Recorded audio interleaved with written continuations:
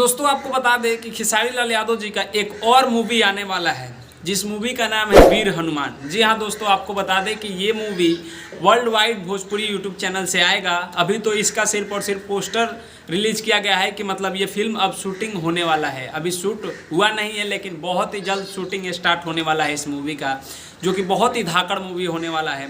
और ये जो मूवी का नाम है वीर हनुमान, बिल्कुल जो बॉडी बिल्डर होते हैं और यही मतलब मूवी कर सकते हैं, जिसका बॉडी शॉडी हो अच्छा, वही इस मूवी को कर सकते हैं। तो डायरेक्टर पराग पाटिल जी और प्रोड्यूसर रत्नाकर कुमार जी ने खेसारी लाल यादव जी को फिर से चुन लिया है। आपको बता दें ये मूवी बहुत ही स्पेशल होने वाला है। जैसे कि फरिश्ता हुआ और संघर्ष 2 जो टीजर आया है, जैसे बवाल किया है, वैसे भी ये भी मूवी बवाल करने वाला है वीर हनुमान, जो कि अभी शूटिंग स्टार्ट होने वाला है।